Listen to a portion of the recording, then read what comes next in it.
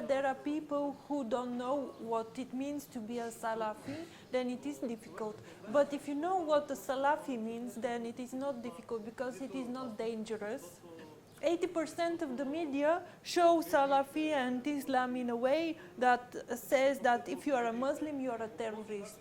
When Bulgarians hear the words Salafi or Muslim, for them it doesn't matter, you are a terrorist. Every time we go to the city center, somebody points at us and says, this is a terrorist. No, I must correct myself. Before the investigations, we were Talibans.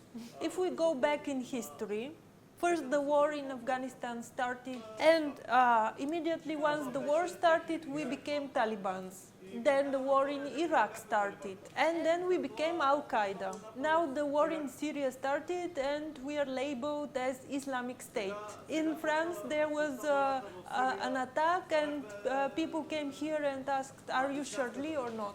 Whatever happens in the world, everything is projected here in our small community. Is it the right way to treat people? What have they done to integrate people from these neighborhoods? So they can accuse us of being a burden for the state. They accuse us of taking benefits for our children, which are 30 leva a month. The easiest way in Bulgaria and on the Balkans is to accuse our neighbor or to accuse the person who is next to us. We are not putting the blame on ourselves, but on others, always. There was the first case.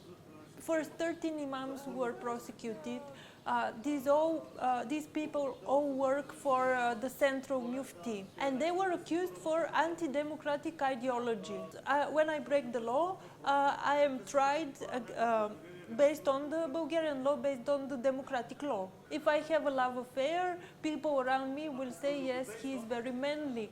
But in Islam, there is a completely different punishment. If any of the law is against my religion, if it doesn't allow me to worship Allah, if it doesn't allow me to go to the mosque, then I have a problem with the human law. But at the moment, the human law and God's law are in harmony. There is no discrepancy.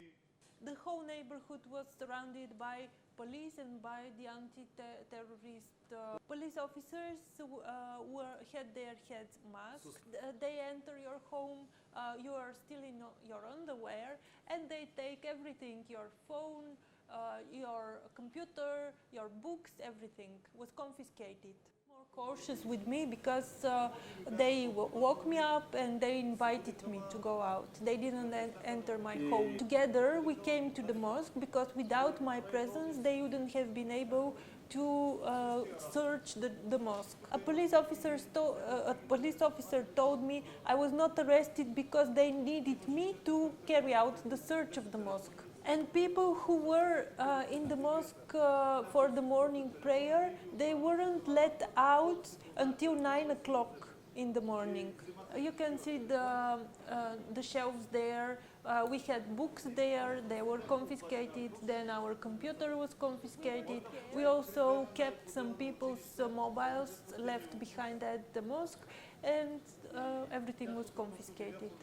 We, the adults, were scared, but you can imagine the fear of our kids. For instance, my grandchild didn't want to go to school on that street because she saw the police officers masked, and she was afraid. She wanted to take another road to her school. And you can imagine what happened at people's homes where their kids were sleeping and people were arrested and there were guns and children saw all that.